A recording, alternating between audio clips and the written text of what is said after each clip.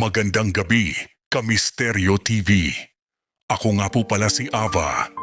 Bago ko simulan ang kwentong ito, nais ko munang humiling ng isang sandali ng katahimikan dahil ang bawat salitang bibitawan ko ay may kalakip na paitans at totoong luha. Ito ang aking kwento. Nagsimula ang lahat sa isang maliwanag na umaga sa Malolos, Bulacan. Pero sa loob ng aming maliit na tahanan, tila may namumuong madilim na ulap. Ang aking anak, ang kaisa-isa kong kayamanan na si Lana, ay hindi na makabangon sa kanyang higaan. 9 na taong gulang pa lamang siya. Dapat ay naglalaro siya sa labas, humahabol sa mga tutubi, o kaya ay nagbabasa ng kanyang mga paboritong libro. Pero sa halip, ang naririnig ko na lang ay ang kanyang mahinang pag-ungol. "Nanay, masakit po ang likod ko," bulong niya. Ang boses niya ay parang tuyong dahon na nalalaglag, marupok at halos hindi marinig. Hinawakan ko ang kanyang noo, nag-aapoy siya sa lagnat. Pero hindi ito ordinaryong lagnat. May kung anong bukol akong nakapa sa kanyang likuran, na tila isang buhay na nilalang na dahan-dahang kumakain sa kanyang lakas. Wala kaming gaanong pera.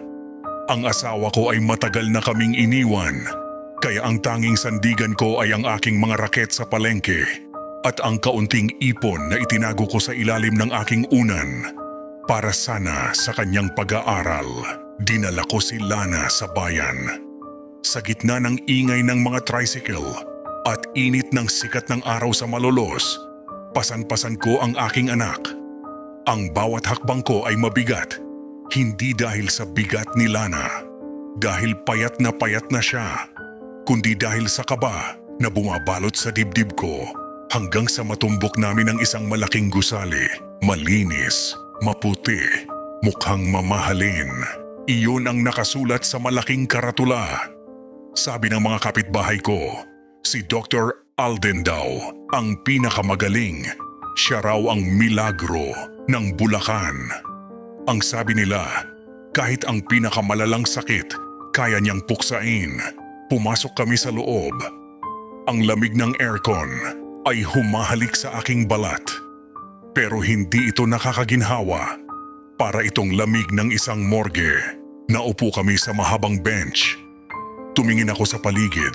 Maraming pasyente.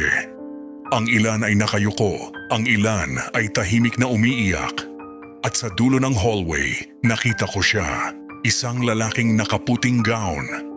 Malinis ang gupit ng buhok. Makintab ang kanyang sapatos. At ang kanyang mga kamay, mapuputi at mukhang hindi pa nakakahawak ng dumi. Sa buong buhay niya, iyon si Dr. Alden. Tumingin siya sa amin, hindi sa aking mga mata, kundi sa lumang tsinelas ko na may uka na sa kapag-uran. Doon pa lang, dapat ay naramdaman ko na. Dapat ay nakinig na ako sa kutob ko. Pero bilang isang ina, ang tanging nakikita ko lang ay ang namumutlang mukha ni Lana. Ang tanging naririnig ko lang ay ang kanyang hirap na paghinga. Hindi ko alam na ang pagpasok namin sa pintuang iyon ang magiging simula ng isang impyernong walang katapusan. Hindi ko alam na ang taong itinuturing nilang tagapagligtas ay may kaluluwang mas maitim pa sa gabi. Dito nagsimula ang lahat. Dito sa Malolos, kung saan ang pag-asa ay dahan-dahang pinapatay ng kasakiman. Pinapasok kami sa loob ng kanyang opisina. Pagbukas pa lang ng pinto, sasalubong sa iyo ang amoy ng mamahaling pabango na humahalo sa amoy ng gamot at kalinisan. Napakaganda ng silid ni Dr. Alden. Ang kanyang mga diploma ay nakasabit sa dingding, nakakuwadro sa ginto, na tila mga tropeyo ng kanyang katalinuhan. Pinahiga ko si Lana sa kama para sa check-up. Habang hinahawakan ni Dr. Alden ang aking anak, napansin ko ang kanyang mga kilos. Hindi ito kilos ng isang nagmamalasakit. Ang kanyang mga haplos ay mabilis, mekanikal. Parang tinitingnan niya ang isang makina na kailangang ayusin at hindi isang batang naghihirap. "Cancer," tipid niyang sabi habang hindi man lang tumitingin sa akin. Ang salitang iyon ay parang isang matalim na kutsilyo na bumaon sa aking dibdib. Nanigas ang buong katawan ko. Tumingin ako kay Lana na noon ay nakatingin din sa akin. Ang kanyang mga mata ay puno ng takot. Nagtatanong kung ano ang ibig sabihin ng salitang iyon. Pero huwag kang mag-alala, pagpapatuloy ni Dr. Alden. Sa unang pagkakataon, lumingon siya sa akin at ngumiti. Pero ang nangiting iyon, hindi ito abot sa kanyang mga mata. Ang kanyang mga mata ay nananatiling malamig, parang sa ahas na nakahanap ng kanyang biktima. Ako lang ang tanging doktor sa Bulacan na may hawak ng espesyal na gamot mula sa ibang bansa. Kaya nating gamutin si Lana. Kaya nating ibalik ang dati niyang sigla. Nabuhayan ako ng loob. Sa mga sandaling iyon, itinuring ko siyang anghel. Inisip ko na ang Diyos na mismo ang nagdala sa amin sa kanya. Pero kasunod ng pangakong iyon ay ang kondisyong wawasak sa amin. Kumuha siya ng isang pirasong papel, nagsulat siya ng mga numero, maraming zero. Ito ang kailangan mong bayaran para sa unang yugto ng gamutan. Kailangan natin itong simulan agad, Ava. Kung hindi, baka hindi na abutin ng isang buwan ang anak mo. Tumingin ako sa halaga. 50,000 piso. Sa isang katulad ko na kumikita lamang ng barya-barya sa paglalako. Ang halagang iyon ay parang bundok na kailangang tinitingala. Dok, wala po akong ganyang kalaking pera agad. Pabulong kong sabi. Halos maiyak sa hiya. Tumayo si Dr. Alden. Inayos niya ang kanyang salamin at tinalikuran kami. Ang buhay ay may presyo, Ava. Kung mahal mo ang anak mo, gagawa ka ng paraan. Marami pang ibang pasyente ang naghihintay sa labas na may pera. Huwag nating sayangin ang oras ko. Ang boses niya ay wala ng bahid ng lambot. Ito ay matigas at walang pakiramdam. Ang maskara ng isang henyong doktor ay dahan-dahang natatanggal sa aking paningin. Ngunit dahil sa takot ko para kay Lana, pinili kong magbulag-bulagan. Hindi ko nakita ang tunay na demonyo sa likod ng maputing gown. Ang nakikita ko lang ay ang pag-asang isinalaysay niya. Isang pag-asang may kalakip na presyong dugo at pawis. Lumabas ako ng klinika na bitbit si Lana. Pero sa pagkakataong ito, mas mabigat ang aking nararamdaman. Ang katarungan sa mundong ito ay tila para lamang sa may kakayahang magbayad. Pag-uwi namin sa bahay, hindi ako makakain, hindi ako makatulog. Pinagmamasdan ko lang si Lana habang mahimbing na natutulog. Ngunit ang kanyang paghinga ay may kasamang huni. Isang tunog na tila may nakadagan sa kanyang dibdib. 50,000. Saan ako kukuha ng ganoong kalaking halaga? Kinabukasan bago pa sumikat ang araw, hinalughog ko na ang aming munting tahanan. Kinuha ko ang kaisa-isang alahas na naiwan sa akin ng aking ina. Isang lumang kwintas na gintos.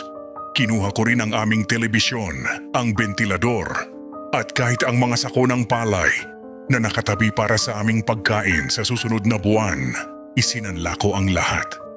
Nilapitan ko ang mga usurero sa palengke. Kahit alam kong papatayin ako sa interes. Kahit magkano, basta makuha ko lang ang pera, ang tanging nasa isip ko. Ang bawat sentimong nahahawakan ko ay tila may patak ng aking luha. Nang mabuo ko ang halaga, nagmadali akong bumalik sa klinika ni Dr. Alden. Hingal na hingal ako, pawis na pawis, habang mahigpit na nakayakap sa bag na naglalaman ng pera. Dok, heto na po. Heto na ang pambayad para kay Lana. Sabi ko habang nanginginig ang aking mga kamay, na inilalapag ang pera sa kanyang mesa. Kinuha ni Dr. Alden ang pera. Hindi man lang siya nagpasalamat. Sa halip kumuha siya ng isang counting machine. Ang tunog ng pagbilang ng pera, tak tak tak tak tak, ay tila musika sa kanyang pandinig, habang sa akin, iyon ang tunog ng bawat segundong ninanakaw sa kinabukasan namin. Mabuti, sabi niya nang matapos ang makina. Ngayon sisimulan natin ang gamutan, pero tandaan mo Ava, simula pa lang ito. Marami pang session ang kailangan. Marami pang vial ng gamot ang bibilhin natin. Sinimulan nila ang tinatawag niyang treatment. Pinasok si Lana sa isang madilim na silid. Hindi ako pinayagang pumasok. Nakatayo lang ako sa labas ng pinto, nakikinig. At doon, narinig ko ang tili ng aking anak. Hindi iyon tili ng bata na natatakot sa karayom. Iyon ay tili ng matinding sakit. Parang binibiyak ang kanyang katawan. Gusto kong sipain ang pinto. Gusto kong takbuhin si Lana. Pero pinigilan ako ng mga nurse. Huwag kang makialam, Ava. Ginagawa ng doktor ang trabaho niya. Sigaw nila sa akin. Nang lumabas si Lana pagkalipas ng 1 oras, para siyang gulay. Namumuti ang kanyang mga labi at tila wala ng buhay ang kanyang mga mata. Pero ang sabi ni Dr. Alden, normal lang yan. Ibig sabihin, lumalaban ang gamot sa loob ng katawan niya. Umuwi kaming luhaan. Ang bahay namin ay wala ng gamit. Wala ng TV, wala ng kwintas, wala ng palay. Ang tanging natira ay ang 4 na sulok ng dingding at ang unti-unting namamatay na pag-asa. At sa bawat gabing nagdadaan, habang naririnig ko ang ubo ni Lana na may kasama ng dugo, napagtatanto ko na ang kalbaryo namin ay hindi pa nagtatapos. Ito ay nagsisimula pa lamang at ang krus na pasan ko ay dahan-dahang bumibigat dahil sa bawat perang ibinibigay ko sa taong dapat ay nagliligtas sa amin. 3 linggo na ng gamutan. Halos wala na akong mailuha dahil tuyot na ang aking mga mata sa puyat. Pero may isang bagay na nagsimulang gumambala sa akin. Isang bagay na hindi kayang ipaliwanag ng anumang medikal na libro. Napansin ko ang mga gamot na ibinibigay ni Dr. Alden. Wala itong mga label. Ang mga bote ay maliliit, madidilim at may kakaibang amoy. Parang amoy ng nabubulok na karne na pilit tinatakpan ng alkohol. Isang gabi, habang tulog si Lana, dahan-dahan kong nilapitan ang bote ng special medicine na pinauwi ng doktor. Binuksan ko ito ng bahagya. Hindi ito likido na malinaw. Ito ay malapot, kulay itim at tila may gumagalaw sa loob nito kapag tinatamaan ng liwanag ng buwan. Nanay, mainit. Ang init ng dugo ko. Biglang unggol ni Lana. Nataranta ako. Pagtingin ko sa aking anak, nanlaki ang mga mata ko. Ang mga ugat sa kanyang leeg at braso ay nagsisimulang mangitim at lumitaw na tila mga uod na gumagapang sa ilalim ng kanyang balat. Ang kanyang balat na dati ay maputi ay nagiging kulay abo. Dok, bakit ganito ang anak ko? Tanong ko kay Dr. Alden nang dinala ko siya uli sa klinika kinabukasan. Tiningnan lang niya ang mga ugat ni Lana nang may malamig na interes. Hindi siya natakot. Sa halip, kinuha niya ang kanyang ballpen at may isinulat uli sa reseta. Bahagi iyan ng pagpapalabas ng toxins, Ava. Pero mukhang kailangan natin ng mas matapang na dose. At syempre, mas mahal iyon, sabi niya habang nakangisi ng bahagya. Sa mga sandaling iyon parang may bumulong sa akin. Isang bulong na hindi galing sa mundong ito. Kamandag, hindi gamot, kamandag. Nagsimula akong magmasid sa paligid ng klinika. Napansin ko ang isang basurahan sa likod ng opisina ni Dr. Alden. Doon, nakita ko ang mga itinapon na sisidlan.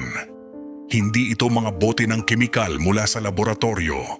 Nakakita ako ng mga balahibo ng itim na manok, mga tuyong dahon na hindi pamilyar, at mga basag na bungo ng maliliit na hayop. Nanginig ang buong katawan ko. Nanlambot ang aking mga tuhod. Anong klaseng doktor si Dr. Alden? Bakit ang klinika niya ay mas mukhang altar ng kadiliman kaysa sa lugar ng paggaling?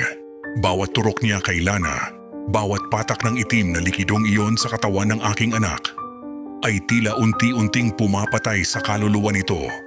Ang perang ibinibigay ko sa kanya ay hindi pambili ng buhay, kundi pambayad sa sarili kong kamatayan at sa kamatayan ng aking kaisa-isang anak.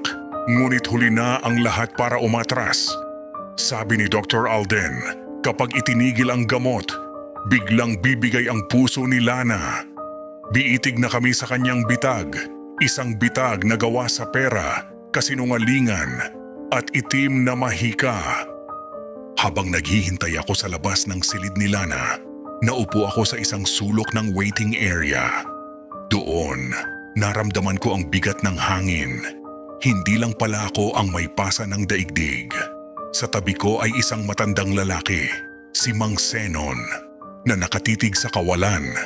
Ang kanyang mga kamay ay nanginginig habang hawak ang isang lukot na reseta. Ilang buwan na kayo rito, Ineng? Tanong niya sa akin. Ang boses niya ay parang galing sa hukay. Mag-iisang buwan na po, tatay, sagot ko. Ang anak ko, si Lana. Sabi ni Dr. Alden gagaling siya basta ituloy ang gamot. Isang mapait na tawa ang kumawala sa mga labi ng matanda. Tumingin siya sa paligid, sinisiguradong walang nurse na nakikinig, bago siya lumapit sa akin at bumulong. Ganyan din ang sabi niya sa apo ko. Ibebenta namin ang lupa sa bukid, may sabi ko. Basta iligtas lang ang bata. Binenta namin lahat, pero tingnan mo. Itinuro niya ang isang bakanting upuan sa tapat namin. Wala na ang apo ko. Iniuwi naming nakasilid sa kahoy noong nakaraang linggo lang. Nanlamig ang buong katawan ko. Parang tumigil ang pagtibok ng puso ko sa narinig. Pero, bakit kayo nandito pa rin? Nandito ako dahil sinisingil pa rin ako ng doktor sa balanse ko, sabi ni Mang Zenon habang may luhang pumapatak sa kanyang kulubot na pisngi. Sinasabi niya sa akin na kung hindi ako magbabayad, isusumpa niya ang kaluluwa ng apo ko na hindi makakatawid sa kabilang buhay. Baliw na siguro ako, Ineng, pero naniniwala ako dahil nakikita ko ang mga itim na anino na sumusunod sa kanya sa hallway. Biglang lumabas ang isang babae mula sa kabilang silid. Humahangos siya, gusot ang buhok at sumisigaw. Mamatay tao ka, Alden. Ninakawan mo kami. Wala kang puso. Bago pa siya makalapit sa opisina ng doktor, hinarang na siya ng mga guard at pilit na kinaladkad palabas. Walang ibang pasyente ang kumikibo. Lahat sila ay nakayuko. Lahat sila ay tila mga aninong nawalan na ng pag-asa. Napagtanto ko sa sandaling iyon, ang klinika ni Dr. Alden ay hindi ospital. Ito ay isang katayan, isang lugar kung saan ang bawat pasyente ay pinipiga hanggang sa huling sentimo. At kapag wala na silang maibigay, hinahayaan na lang silang mabulok o mamatay sa ilalim ng kanyang special treatment. Tumingin ako sa pinto kung nasaan si Lana. Narinig ko uli ang ubo niya, isang tuyo at tunog bakal na ubo. Naalala ko ang itim na gamot. Naalala ko ang mga bungo ng hayop sa basurahan. Hindi lang pera ang kinukuha ni Dr. Alden. May kung anong masama siyang ginagawa sa mga katawan ng mga pasyente niya. At ang mga bulong sa waiting area na iyon ang naging kumpirmasyon ng aking pinakamalalang katatakutan na ang taong pinagkatiwalaan ko ng buhay ng aking anak ang siyang mismong naghahanda ng kanyang libingan. Dumating na ang araw na pinakakinatatakutan ko. Simot na ang lahat. Wala na akong mahiramang kapitbahay. Wala na akong maibentang gamit. At kahit ang mga huling barya sa aking pitaka ay naibayad ko na sa pamasahe patungo sa klinika. Pumasok ako sa opisina ni Dr. Alden na nakayuko. Ang aking mga kamay ay nanginginig habang hawak ang isang lukot na sobre na naglalaman lamang ng 3,000 piso. Malayo sa hinihingi niyang 30,000 para sa linggong ito. Doki, pabulong kong panimula. Heto lang po ang nakayanan ko ngayon. Maawa na po kayo, ituloy niyo lang po ang gamot ni Lana. Pangako maglalaba ako sa lahat ng bahay sa Malolos. Magkakalkal ako ng basura, mabayaran lang ang balanse. Hindi kumibo si Dr. Alden. Nakatalikod siya sa akin habang nakatingin sa labas ng bintana. Ang katahimikan sa silid ay tila isang bitay na dahan-dahang humihigpit sa aking leeg. Dahan-dahan siyang humarap. Walang emosyon ang kanyang mukha. Kinuha niya ang sobre, binuksan, at nang makita ang kakaunting barya, itinapon niya ito sa sahig. Nagkalat ang mga barya sa paanan ko. 3,000? Tanong niya. Ang boses niya ay kasing lamig ng yelo. Ava, ang kuryente pa lang ng mga makinang ginagamit ko kay Lana, hindi na sapat yan. Ang gamot na ini-import ko, Hindi tiyan libre. Maawa na po kayo, Doc. Mamamatay ang anak ko kapag itinigil ang treatment. Lumuhod ako sa harapan niya. Niyakap ko ang kanyang binti. Hindi alintana ang aking dignidad. Ina rin po ang nanay niyo. Isipin niyo po ang sakit na nararamdaman ko. Padaskol niyang binawi ang kanyang binti kaya napasubsob ako sa sahig. Wala akong pakialam sa drama mo, Ava. Sabi niya habang nagpupunas ng kanyang sapatos na parang nadumihan ko. Ang klinika na ito ay hindi charity ward. Kung wala kang pera, ilabas mo ang anak mo rito. Ngayon din. Pero Doc, sabi niyo kapag itinigil bibigay ang puso niya. Hagulhol ko. Tumingin siya sa akin ng diretso. Isang tingin na puno ng panghahamak. Kung gayon, ihanda mo na ang kabaong niya. Dahil simula sa oras na ito, hindi na siya pasyente rito. Nurse, ilabas ang batang iyan sa room 4. Sinubukan kong humarang, pero tinulak ako ni Dr. Alden ng malakas. Nakita ko kung paano pilit na binuhat ng mga nurses si Lana mula sa kama. Ang aking anak ay umiiyak. Tinatawag ang pangalan ko habang tinatanggalan siya ng swero ng walang ingat. Dumugo ang kanyang braso pero wala silang pakialam. Inilabas nila kami sa likod na pinto ng klinika. Doon sa tabi ng mga basurahan kung saan ko nakita ang mga bungo ng hayop. Iniwan nila kaming nakasalampak sa semento habang bumubuhos ang malakas na ulan. Nanay, malamig po. Bulong ni Lana habang nanginginig sa aking bisig. Tumingala ako sa gusali ni Dr. Alden. Sa isang bintana sa itaas, nakita ko siyang nakatayo. Hawak ang isang baso ng wine at malamig na pinapanood ang aming paghihirap sa ulan. Sa sandaling iyon, ang aking pakiusap ay napalitan ng isang sumpa. Hindi ko alam kung paano, pero naramdaman ko ang isang itim na apoy na nagliyab sa aking puso. Naiuwi ko si Lana sa aming bahay na basang-basa. Wala na kaming kuryente dahil hindi na rin ako nakabayad, kaya ang tanging liwanag namin ay ang isang maliit na kandila na nakalagay sa tabi ng kanyang higaan. Ang amoy ng ulan at basang lupa ay humahalo sa kakaibang amoy na lumalabas sa katawan ni Lana. Ang mga itim na ugat sa kanyang balat ay tila mas lalong nag-alsa. Bawat paghinga niya ay parang isang mabigat na pakikipaglaban. Nanay, tawag niya sa akin. Ang boses niya ay kasing nipis ng sinulid.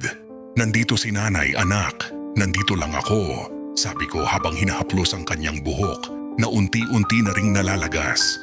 Nanay, hindi na po masakit, bulong niya.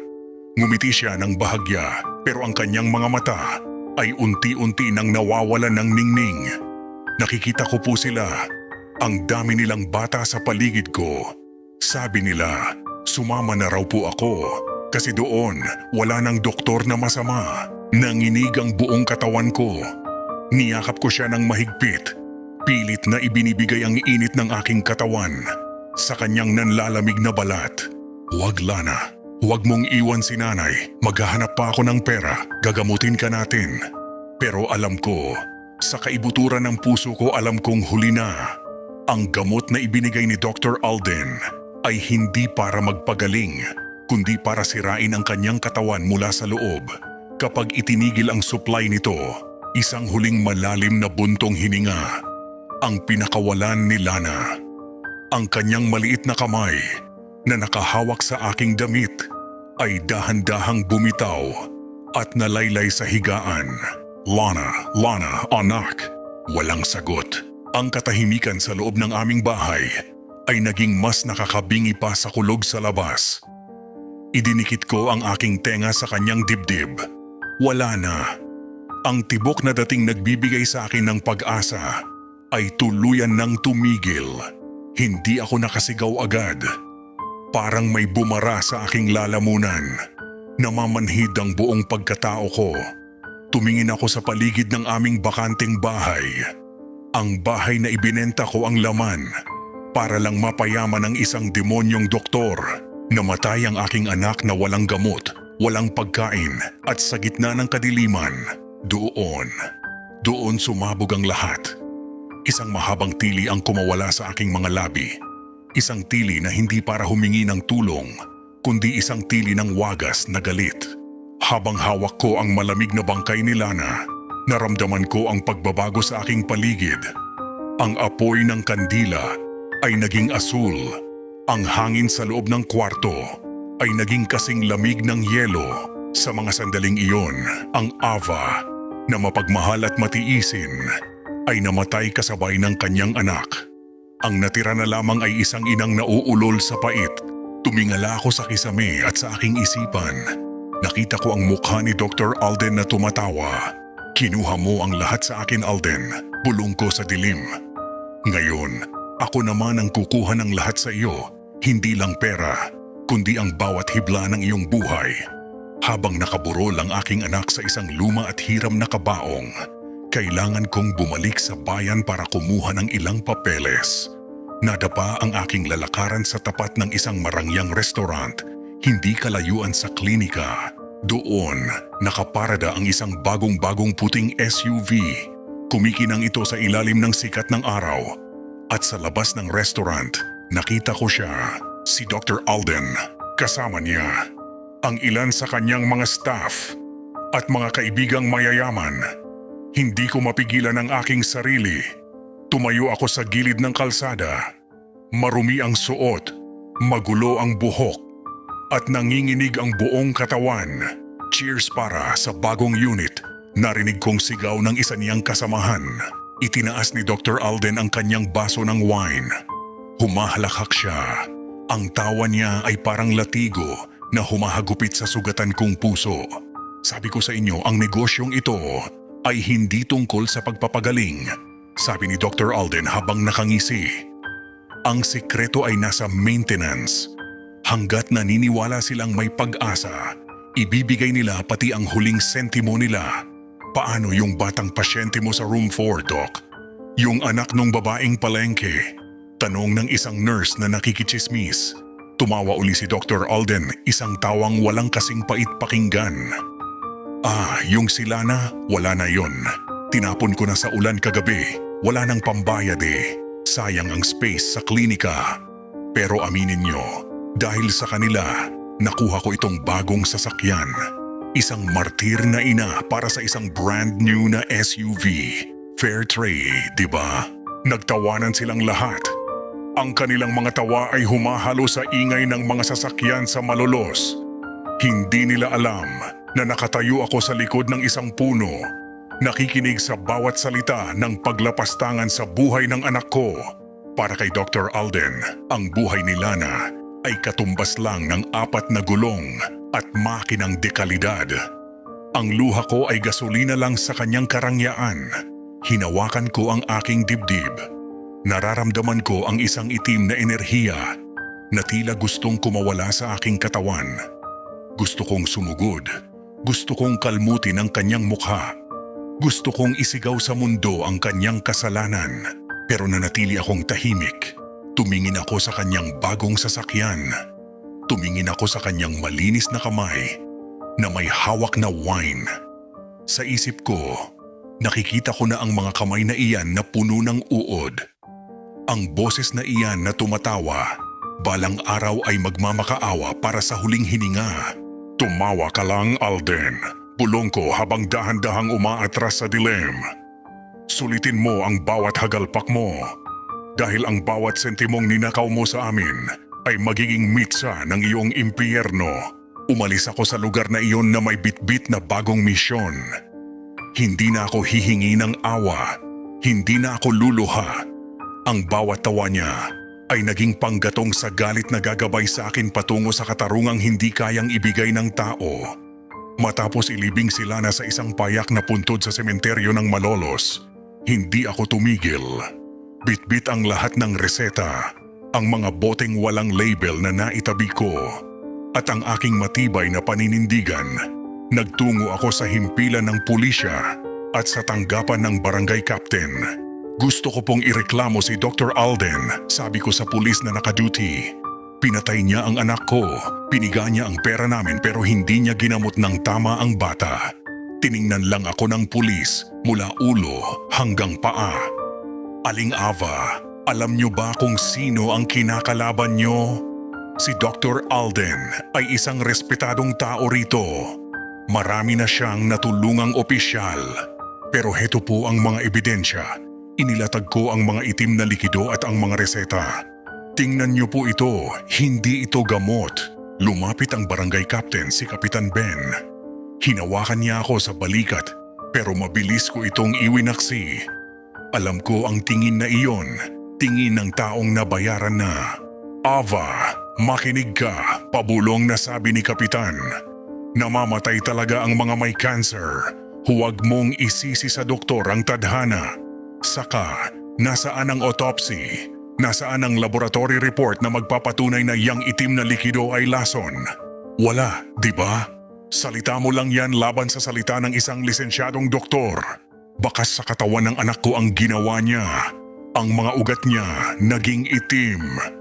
Sigaw ko, halos mawala na ako ng boses sa tindi ng galit. Baka naman sa dumi ng bahay niyo, kaya nagkagayo ng bata, pang-uuyam ng isang pulis sa gilid. Umuwi ka na lang, Ava. Magluksa ka na lang ng tahimik. Kapag itinuloy mo ito, baka makasuhan ka pa ng libel o defamation.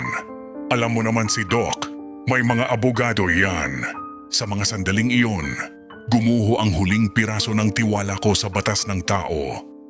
Nakita ko sa labas ng bintana ang klinika ni Dr. Alden, nagniningning, matayog, at protektado ng mga taong dapat ay nagtatanggol sa amin. Naisip ko, ang lahat ng mga pasyenteng nagbubulong-bulungan sa hallway. Naisip ko si Mang Senon, na ninakawan din ng apo at ng lupa. Lahat kami ay boses na walang nakikinig, dahil ang aming mga boses ay walang kalansing ng ginto. Lumabas ako ng presinto nang hindi lumilingon. Ang mga papel na hawak ko ay nilukot ko at itinapon sa putikan. Hustisya. Bulong ko sa aking sarili habang tumitingin sa langit na tila nagbabadyang muling umulan. Kung ayaw ninyong ibigay ang hustisya sa ilalim ng liwanag, kukunin ko ito sa ilalim ng kadiliman. Doon ko napagtanto na ang mga taong tulad ni Dr. Alden ay hindi tinatablan ng demanda.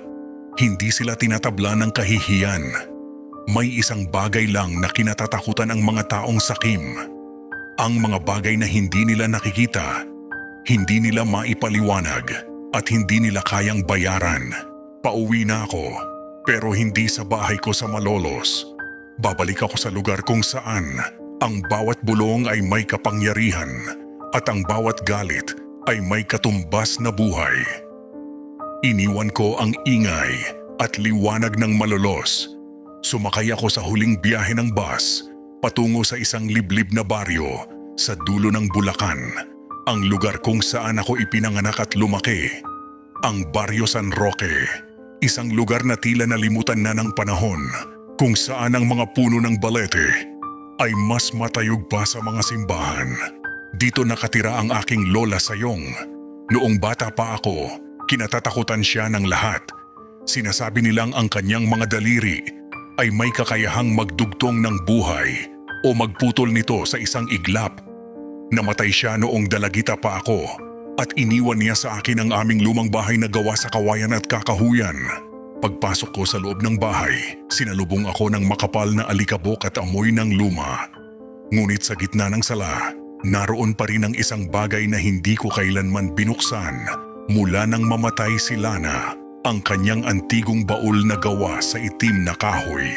Sabi ni Lola Sayong, bago siya mamatay, Ava, ang dugo natin ay may dalang sumpa at biyaya.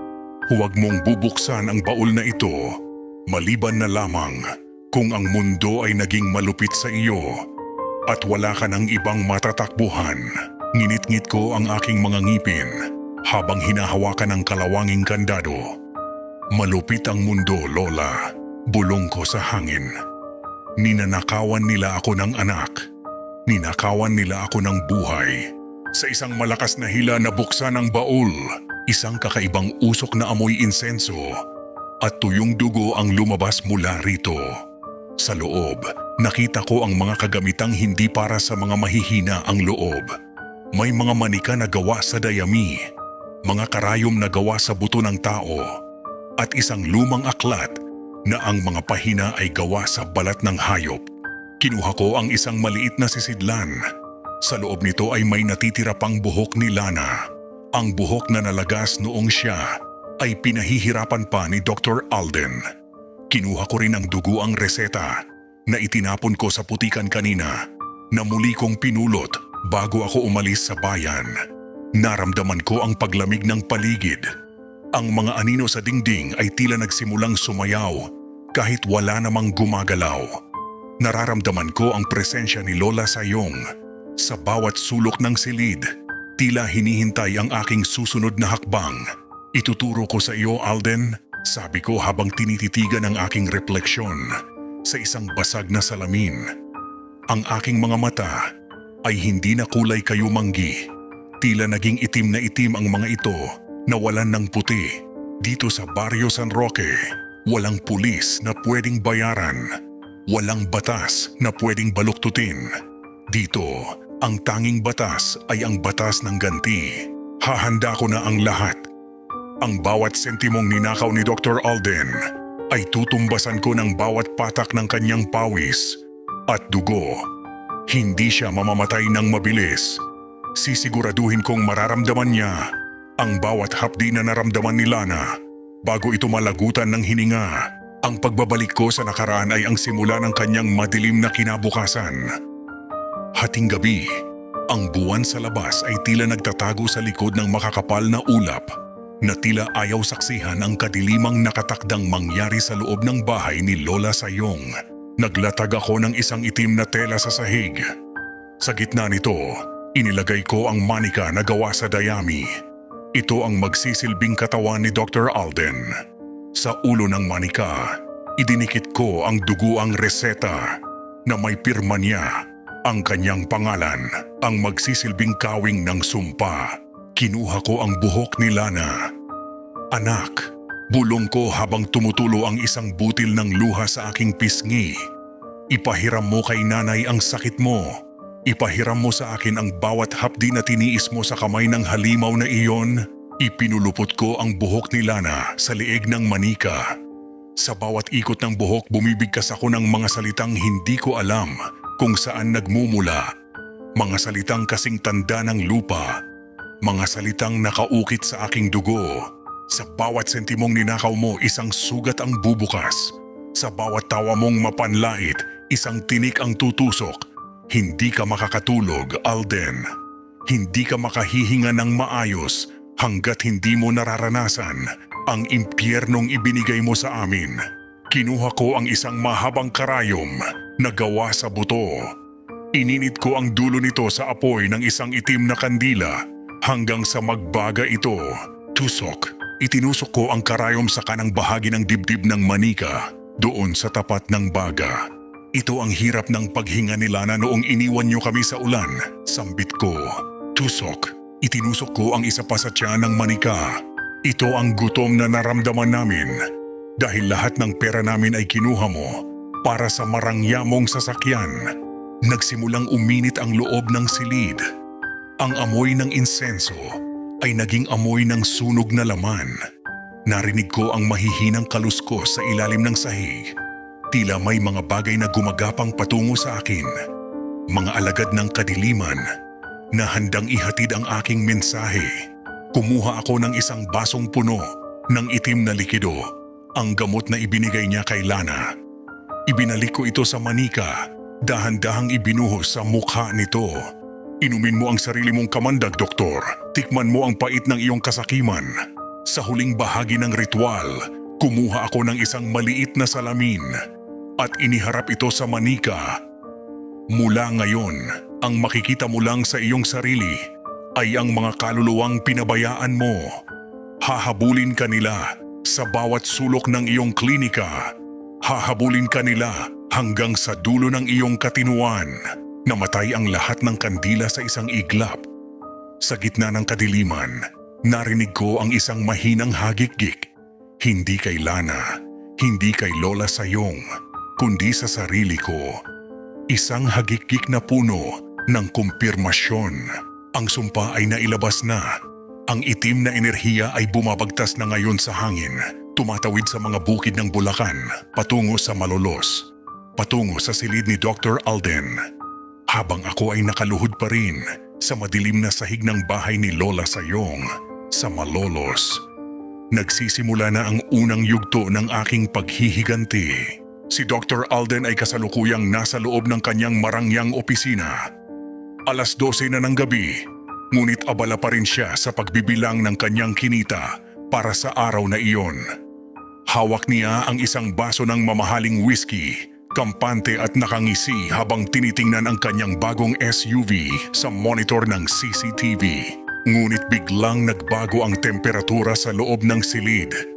Ang aircon, na dati ay katamtaman lang, ay biglang nagbuga ng hangin na kasing lamig ng yelo. Napatigil si Dr. Alden. Tumingin siya sa paligid. Akala niya ay sarili niya ang narinig, pero ang ubo ay galing sa ilalim ng kanyang mesa. Isang ubo ng isang bata, tuyo, hirap at may kasamang huni. Sino yan? Sigaw niya. Security, sinong bata ang naiwan dito? Walang sumagot. Ang tanging narinig niya ay ang muling pagtiktak ng orasan sa dingding. Ngunit nang tiningnan niya ang kanyang baso ng whiskey, ang kulay dilaw na alak ay unti-unting nagkulay itim. Hanggang sa maging kasing lapot ito ng gamot na ibinigay niya kay Lana. Nabitawan niya ang baso. Kling! Nabali ang kristal sa sahig. Pero imbes na alak ang tumapon, ang sahig ay nabalot ng malapot na itim na likido na may amoy ng nabubulok na bangkay. Ano ito? Anong klaseng biro ito? Bulong niya habang mabilis na nagpupunas ng kanyang mga kamay. Doon niya naramdaman isang matalim na hapdi sa kanyang dibdib, eksakto sa lugar kung saan ko itinusok ang unang karayom. Parang may isang nagniningas na bakal na ibinaon sa kanyang baga. Napahawak siya sa mesa, naghahabol ng hininga. "Nurse, tulong!" sigaw niya. Pero ang kanyang boses ay tila nawala. Ang lumalabas lang sa kanyang bibig ay isang mahinang sipol, katulad ng hirap na paghinga ni Lana bago ito mamatay. Lumingon siya sa salamin ng kanyang opisina. At doon niya nakita ang unang tunay na kilabot. Sa likod niya, sa madilim na sulok, nakatayo ang isang maliit na anino. Isang batang babae na nakasuot ng duguang damit. Ang mukha ay natatakpan ng mahabang buhok at ang mga kamay ay dahan-dahang umaabot sa kanyang leeg. Babayad, bulong ng anino. Napapikit si Dr. Alden sa takot. Nang idilat niya ang kanyang mga mata, wala na ang anino. Wala na ang itim na likido sa sahig. Ngunit ang hapdi sa kanyang dibdib ay nanatili. Isang paalala na hindi ito panaginip. Napatingin siya sa kanyang mga kamay. Sa ilalim ng kanyang mga kuko, may mga itim na guhit na nagsisimulang lumitaw. Ang mga unang marka ng barang. Nagsisimula pa lang tayo, Alden. Ang gabi ay bata pa at ang sumpa ay dahan-dahan pa lang na kumakalat sa iyong mga ugat. Lumipas ang 3 araw at ang buhay ni Dr. Alden ay naging isang buhay na impyerno. Ang mga itim na guhit sa ilalim ng kanyang mga kuko ay kumalat na sa kanyang buong braso. Hindi na ito basta pantal. Ang kanyang balat ay tila nagiging kaliskis ng ahas na kulay abo at laging basa ng malagkit na likido. Bilang isang doktor, ang unang ginawa ni Alden ay ang magpatingin sa pinakamagagaling niyang kasamahan. "Wala kaming makitang bakterya, Alden. Malinis ang dugo mo," sabi ng isang dalubhasa sa balat habang sinusuri ang kanyang braso. Pero bakit ang amoy? Parang may nabubulok sa loob. Uminom si Alden ng pinakamahal na antibiotics. Nagpa-injection siya ng mga steroids para sa pamamaga. Pero bawat gamot na pumapasok sa kanyang katawan ay tila panggatong sa apoy. Sa halip na gumaling, lalong lumalala ang kanyang kalagayan. Sa tuwing itutusok ang karayom sa kanyang balat, ang dugo niyang lumalabas ay hindi pula. Ito ay kulay uling at malapot, katulad ng gamot na ibinenta niya sa akin para kay Lana. "Hindi maaari ito," sigaw niya sa loob ng kanyang laboratorio. "Ako ang pinakamagaling. Ako ang nakakaalam ng lahat ng lunas. Ngunit habang tinitingnan niya ang sarili sa mikroskopyo, nanlaki ang kanyang mga mata. Ang mga sel sa kanyang dugo ay hindi gumagalaw ng normal. May mga maliliit na bagay na hugis-uod na kumakain sa kanyang sariling laman. At ang mga uod na iyon, tila bumubuo ng isang pamilyar na hugis. Ang hugis ng mukha ni Lana na umiiyak. Nagsimula na rin siyang makaramdam ng matinding uhaw. Kahit gaano karaming tubig ang inumin niya, tila nanunuyo ang kanyang lalamunan. Pero ang tanging gusto ng kanyang panlasa ay ang amoy ng lansa at pagkabulok. Isang gabi, sa gitna ng kanyang desperasyon, sinubukan niyang operahan ang sariling braso para alisin ang itim na bahagi. Kinuha niya ang scalpel. Pinatalas ang talim nito. Pero bago pa man madikit ang kutsilyo sa kanyang balat, ang kanyang kamay ay kusang gumalaw. Tila may ibang humahawak sa kanyang bisig. Ang scalpel ay dahan-dahang itinusok sa kanyang sariling palad. Hindi mabilis, kundi dahan-dahan. Baon na baon hanggang sa tumama sa buto. "Ah!" sigaw niya. Pero ang boses na lumabas sa kanyang bibig ay boses ng isang batang babae. "Masakit po ba, Dok? Parang yung turok niyo lang po sa akin." Isang pamilyar na bulong ang narinig niya sa kanyang tenga. Nabitawan niya ang scalpel. Nanginginig siyang napasandal sa pader. Doon niya napagtanto na ang siyensyang ipinagmamalaki niya ay walang silbi laban sa galit ng isang inang inalisan ng katarungan. Ang kanyang katawan ay hindi na kanya. Ito ay naging isang palaruan na ng sumpa. Wala ng ospital, wala ng espesyalista, at wala ng pera ang makakapagpatigil sa dahan-dahang pagkabulok ng kanyang pagkatao. Ang doktor na dati ay nagbibigay ng buhay para sa pera. Ngayon ay nagmamakaawa para sa isang sandali ng kawalan ng sakit. Nasa loob si Dr. Alden ng kanyang operating room. Sinisikap niyang itago ang kanyang kalagayan sa kanyang mga staff, ngunit ang amoy ng pagkabulok ay hindi na kayang takpan ng anumang cologne o disinfectant. Nakasuot siya ng dobleng surgical mask, pero ang kanyang mga mata ay naniningkad sa takot habang naghahanda siya para sa isang operasyon sa isang mayamang pasyente. Isang pagkakataon para uli siyang kumita ng malaki. Nagsimulang manginig ang kanyang mga kamay sa loob ng surgical gloves. Bigla, nakaramdam siya ng matinding pangangati sa ilalim ng kanyang balat sa braso. Hindi lang ito basta kati, para itong libu-libong maliliit na paa na naglalakad sa loob ng kanyang mga ugat. "Dok, ayos lang po ba kayo? Pawis na pawis po kayo?" tanong ng kanyang assistant nurse. Hindi nakasagot si Alden. Nakatingin lang siya sa kanyang surgical gloves. Ang maputing latex ay dahan-dahang napupuno ng itim na likido. At pagkatapos, isang matalim na tunog ng pagpunit. "Rip!" Mula sa loob ng kanyang guwantes, lumabas ang isang malaking itim na salagubang. Sinundan ito ng mga uod na kulay puti at matataba na pilit kumakawala mula sa mga sugat sa kanyang braso. "Diyos ko, ano yan?" Sigaw ng nurse habang paatras na natumba, hindi lang sa kanyang katawan. Ang mga aircon vents sa kisame ay nagsimulang magbuga, hindi ng hangin, kundi ng libu-libong itim na langgam at langaw. Ang puting sahig ng operating room ay nabalot ng gumagapang na kadiliman. Ang mga insekto ay tila may sinusunod na utos. Lahat sila ay dumadagsa patungo kay Dr. Alden. "Umalis kayo! Lumayo kayo sa akin!" Hiyaw ng doktor habang pilit na ipinapagpag ang kanyang katawan. Pero ang mga insekto ay nagsimulang pumasok sa kanyang bibig, sa kanyang ilong at sa kanyang mga tenga. Nagsitakbuhan ang kanyang mga staff. Ang klinika na dati ay simbolo ng karangyaan ay naging pugad ng mga peste. Ang mga pasyente sa labas ay nagkagulo nang makita ang mga uod na lumalabas mula sa ilalim ng pinto ng operating room. Naiwang mag-isa si Alden sa gitna ng silid, Nakaluhod sa sahig habang nilalamon ng mga insekto ang kanyang mamahaling surgical gown. Sa gitna ng kaguluhan, nakita niya uli ang anino ni Lana sa sulok ng silid. Hawak ng bata ang isang baso. Ang basong puno ng mga uod na dati ay gamot na ipinilit niya sa bata. Dok Yom, gutom na po sila. Kailangan na po nilang kumain. Bulong ng boses ng bata na tila nanggagaling sa loob mismo ng kanyang ulo. Naramdaman ni Alden ang pagtusok ng mga binti ng insekto sa kanyang mga laman. Ang bawat kagat ay katumbas ng bawat kasinungalingang binitawan niya kay Ava.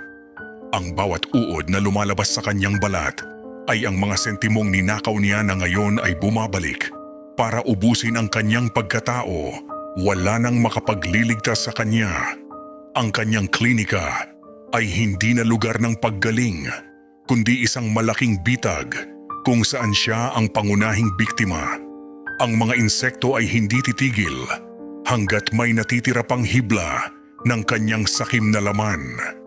Gabi na naman, ang oras na kinatatakutan na ngayon ni Dr. Alden higit pa sa kamatayan. Nakakulong siya sa kanyang marangyang master bedroom sa Malolos. Nakasusi ang lahat ng pinto at nakabukas ang lahat ng ilaw. Ngunit sa mundong pinasok niya, ang liwanag ay walang kapangyarihang magtaboy sa sumpa. Sinubukan niyang ipikit ang kanyang mga mata, kahit isang minuto lang. Ngunit sa sandaling magdikit ang kanyang mga pilik mata, hindi kadiliman ang nakikita niya. Nakikita niya ang isang mahabang pila ng mga tao, mga pasyenteng pinabayaan niya, mga matatandang ninakawan niya ng lupa. At sa dulo ng pila, nakatayo si Lana. Hawak niya ang kamay ng mga batang namatay din sa loob ng klinika dahil sa kapabayaan at kasakiman. Bayad, sabay-sabay nilang bulong. Ang kanilang mga boses ay hindi galing sa labas, kundi umaalingaw-ngaw sa loob ng kanyang bungo. Nagbalikwas ng bangon si Alden. Pawis na pawis, hingal na hingal. Tumingin siya sa kanyang paanan. Doon, nakita niya ang mga kumot na dahan-dahang hinihila ng mga kamay na maliliit at mapuputla mula sa ilalim ng kama. Sino yan? Lumabas kayo! Hiyaw niya habang pilit na isinisiksik ang sarili sa headboard ng kama.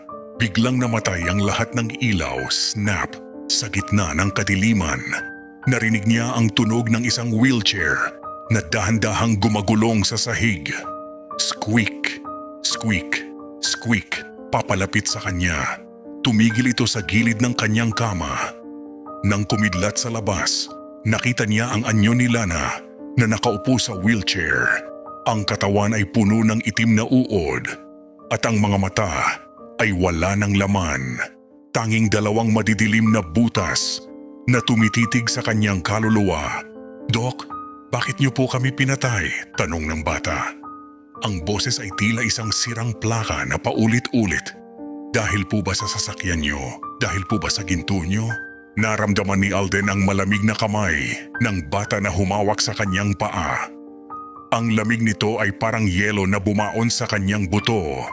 Sinubukan niyang sumigaw, pero ang kanyang lalamunan ay tila na puno ng buhangin at mga tuyong dahon. Hindi siya makatulog dahil sa bawat pagpikit niya, nararamdaman niyang binibilang ng mga multong ito ang kanyang mga kasalanan, isa-isa. Bawat sentimo na ninakaw niya ay kinakatawa ng isang kalmot sa kanyang balat. Nang sumikat ang araw, nakita ni Alden ang kanyang sarili sa salamin. Ang kanyang buhok ay pumuti na sa loob ng isang gabi. Ang kanyang mga mata ay lubog at nangingitim. Mukha na siyang isang bangkay na naglalakad. Ang pera niya ay hindi na makabili ng katahimikan. Ang kanyang mansyon ay naging isang malaking kabaong kung saan ang mga biktima niya ang nagbabantay sa kanya. Wala nang pahinga, Alden. Ang gabi ay sa amin na. At ang bawat panaginip mo ay magiging isang paalala ng bawat buhay na iyong sinayang. Ang imperyong itinayo ni Dr. Alden sa ibabaw ng mga bangkay ay nagsimula ng gumuho sa harap ng buong Malolos.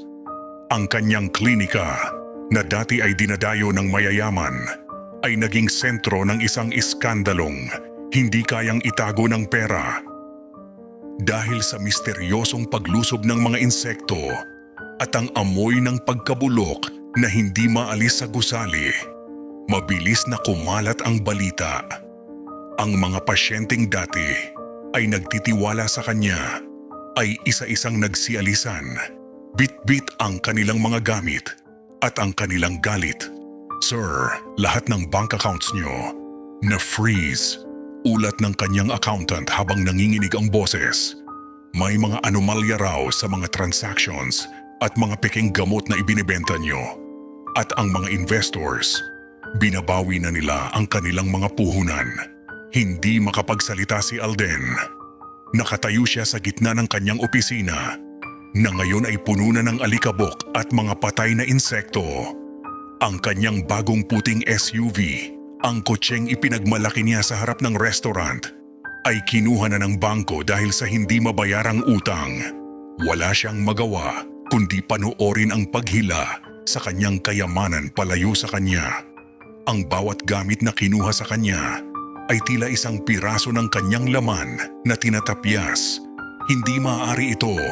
Akin yan, pinaghirapan ko yan, sigaw niya. Pero ang kanyang boses ay garalgal at walang nakikinig. Sa labas ng klinika, nagsimulang magprotesta ang mga pamilya ng mga biktima. Nakita ko sila mula sa malayo, ang mga inang tulad ko, ang mga lolo na tulad ni Mang Senon. May mga hawak silang placard na may mukha ng kanilang mga mahal sa buhay na nawala.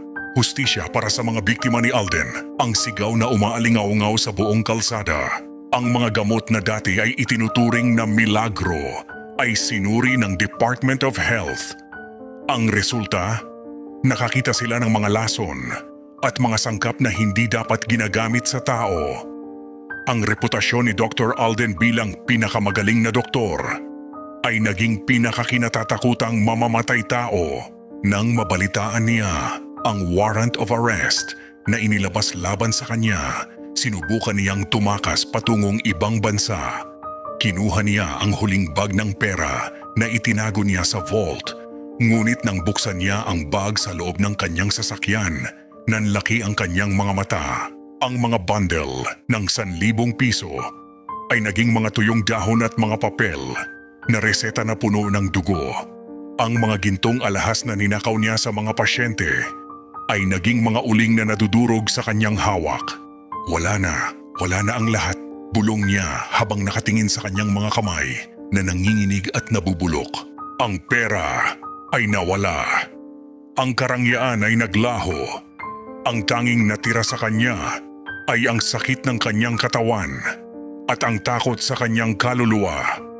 Ang imperyo ni Alden ay abo na at ang bawat piraso ng abong iyon ay sumasakal sa kanya sa bawat hininga. Sa loob ng isang madilim na silid sa presinto ng Malolos, nakaupo si Dr. Alden. Wala na ang kanyang malinis na puting gown.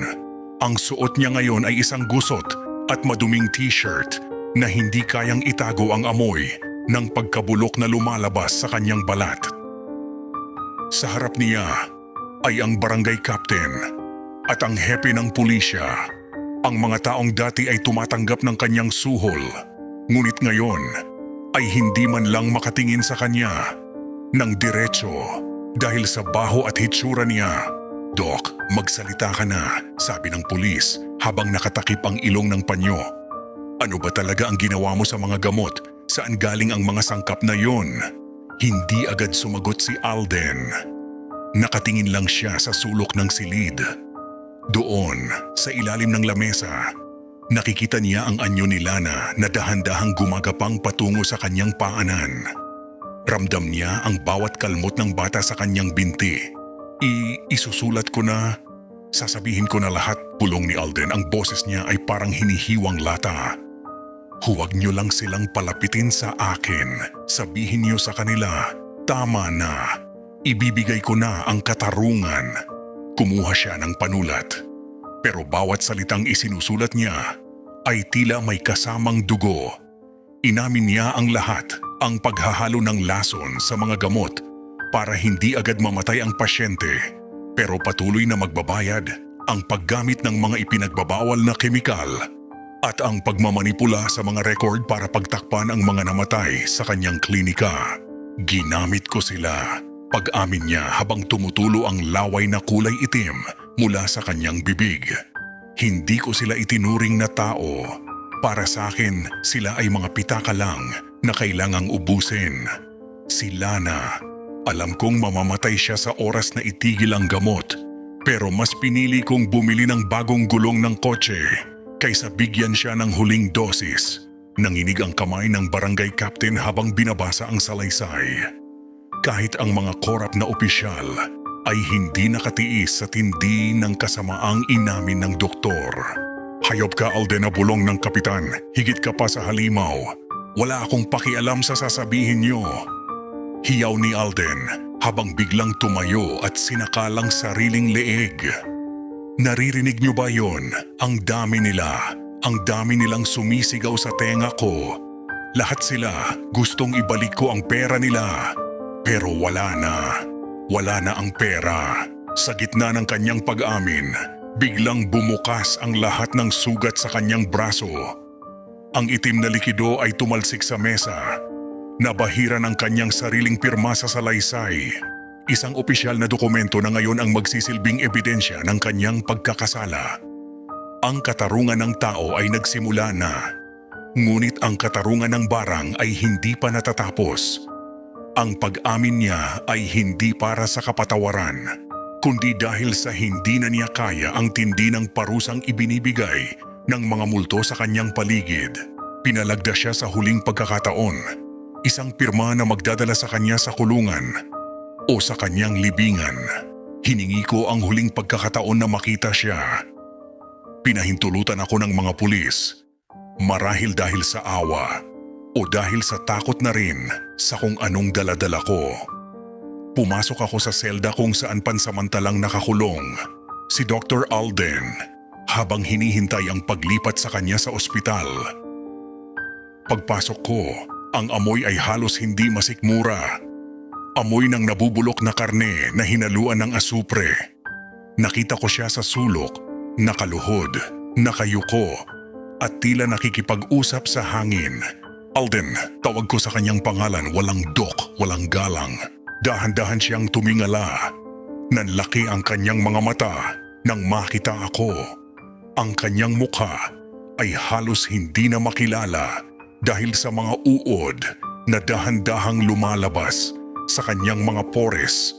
Ikaw, bulong niya. Ikaw ang gumawa nito sa akin. Itigil mo na ito, Ava. Inamin ko na ang lahat. Makukulong na ako. Ano pa ang gusto mo? Lumapit ako sa kanya ng dahan-dahan. Hindi ako natakot sa kanyang hitsura. Hinawakan ko ang rehas at tinitigan siya ng diretso sa kanyang mga matang wala ng ningning. Gusto mo bang itigil ko? Tanong ko sa kanya. Itinigil mo ba ang sakit na naramdaman ni Lana noong nakiusap ako sa iyo? Noong lumuhod ako sa paanan mo? Alden, hindi mo ako tinulungan. Tinapakan mo ang dignidad ko dahil lang wala akong pambayad sa bagong sasakyan mo. Patawarin mo ako. Hagulhol niya habang may itim na luha na dumadaloy sa kanyang pisngi. Ibibigay ko sa iyo ang lahat ng natitirang pera ko. Itigil mo lang itong mga batang kumakalmot sa akin. Ngumiti ako ng bahagya, isang ngiting walang saya. Ang pera ay hindi makakabili ng buhay, doktor. Iyan ang nakalimutan mo sa gitna ng iyong kasakiman. Ang bawat sentimong ninakaw mo ay naging uod na ngayon na kumakain sa iyong laman. Hindi ako ang nagpaparusa sa iyo. Ang sarili mong gawa ang sumasakal sa iyo. Kinuha ko ang isang maliit na manika mula sa aking bulsa. Ang manikang ginamit ko sa ritual. Ipinakita ko ito sa kanya. Sa bawat pagpiga ko sa manika, napapasigaw si Alden sa hapdi. Tapos na ang oras ng pakiusap, bulong ko. Nandito lang ako para sabihin sa iyo na sa huling hininga mo, ang mukha ni Lana ang huli mong makikita. At ang bawat batang pinabayaan mo, sila ang sasalubong sa iyo sa kabilang panig. Tumalikod na ako. Narinig ko ang kanyang hiyaw. Isang hiyaw ng matinding desperasyon na umalingaw-ngaw sa buong presinto. Hindi na ako lumingon. Ang bawat hakbang ko palayo ay tila pag-alis ng isang tinik sa aking puso. Ang hustisya ng tao ay nakuha ko na sa pamamagitan ng kanyang pag-amin. Ngunit ang hustisya ng katarungang madilim ay hindi titigil hanggat hindi ganap na naubos ang bawat hibla ng kanyang pagkatao.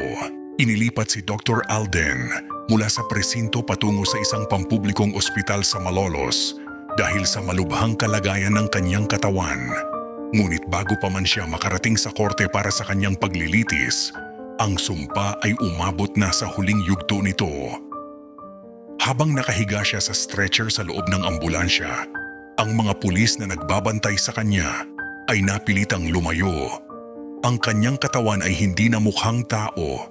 Ang balat niya ay tuluyan ng natuklap at sa halip na kalamnan, ang makikita ay ang milyong-milyong uod at mga itim na insekto na sabay-sabay na kumakain sa kanya.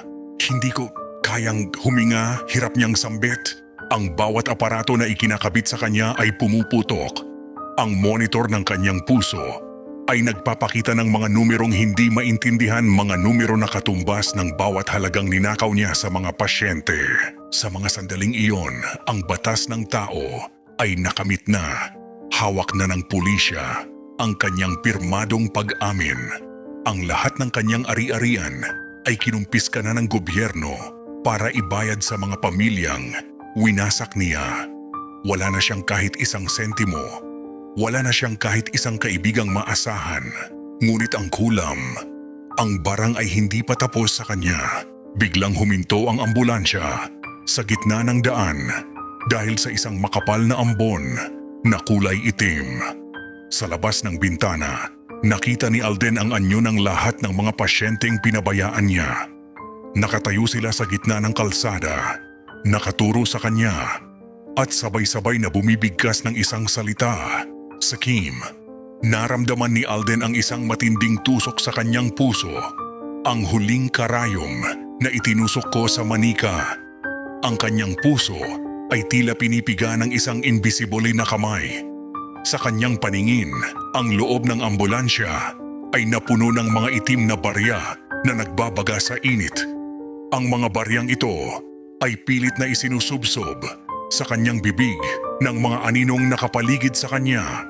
Ito ang pera mo, ito ang ginto mo, ang sigaw na naririnig niya sa kanyang isip. Sa isang huling pag-unggol, dumuwal si Alden ng malapot na itim na dugo na puno ng mga karayom at buhok. Ang kanyang mga mata ay nanatiling dilat, puno ng takot na hindi na mabubura kailanman. Namatay si Dr. Alden bago pa siya makatapak sa korte. Namatay siyang mahirap, nag-iisa at kinakain ng sarili niyang kasakiman.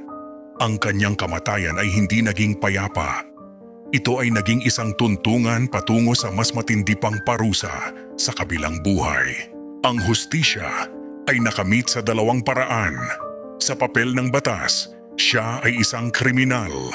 Sa ilalim ng barang, siya ay isang babalang hindi dapat tularan. Lumipas ang ilang araw matapos ang malagim na balita tungkol sa pagkamatay ni Dr. Alden. Ang Malolos ay tila huminga ng maluwag. Ang klinika na naging saksi sa napakaraming pait ay tuluyan ng ipinasara at giba na ang mga pader. Bumalik ako sa sementeryo kung saan nakahimlay si Lana. Pero sa pagkakataong ito, hindi na ako marumi, hindi na ako nanginginig sa galit. Bitbit ko ang isang pumpon ng mga puting bulaklak. Ang paborito niyang bulaklak na dati ay hindi ko mabili dahil lahat ng pera ko ay napupunta sa mapagsamantalang doktor. Naupo ako sa tabi ng kanyang puntod. Malinis na ang paligid nito. Ang araw ay dahan-dahang sumisikat, nagbibigay ng gintong liwanag sa malamig na semento. Lana, anak, bulong ko habang inilalagay ang mga bulaklak. Tapos na, wala na ang taong nanakit sa iyo. Wala na ang taong nagnakaw ng kinabukasan mo. Sa sandaling iyon, naramdaman ko ang isang banayad na haplos sa aking balikat. Hindi ito malamig na katulad ng dati. Ito ay mainit, magaan at puno ng pagmamahal. Isang malakas na ihip ng hangin ang dumaan at sa gitna ng mga dahon, Tila narinig ko ang isang mahinang tawa, isang tawang malaya at walang bahid ng sakit. Kinuha ko ang itim na manika mula sa aking bag. Ang manikang naging instrumento ng aking paghihiganti. Sinilaban ko ito sa harap ng puntod ni Lana. Pinanood ko itong maging abo. Kasabay ng pagkatunaw ng manika, naramdaman ko ang paglisan ng itim na enerhiya sa aking katawan. Ang sumpa ay natapos na dahil ang katarungan ay nakamit na. Naglakad ako palayo sa sementeryo. Sa dulo ng kalsada, nakita ko si Mang Zenon at ang iba pang mga magulang. Nagkatinginan kami. Walang salitang namutawi sa aming mga labi, ngunit sapat na ang isang tango para malaman na kaming lahat ay malaya na sa anino ni Dr. Alden. Ang kwento ko ay isang babala. Ang kasakiman ay parang anay na kumakain sa pundasyon ng ating pagkatao. Maaring mapaikot mo ang batas ng tao gamit ang pera, pero hindi mo kailanman matatakasan ang batas ng kalikasan. At ang batas ng katarungang hindi nakikita, muling nanahimik ang malolos. At sa gabi, sa halip na tili ng sakit, ang tanging maririnig ay ang bulong ng hangin na nagpapaalala na sa dulo ng bawat kadiliman, laging may hustisyang naghihintay, sa liwanag man o sa dilim. Ako po si Ava at ito ang pagtatapos ng aking kwento. Kung nagustuhan niyo itong kwentong ito, mag-subscribe sa Kamisteryo TV. Hanggang sa muli, Kamisteryo TV.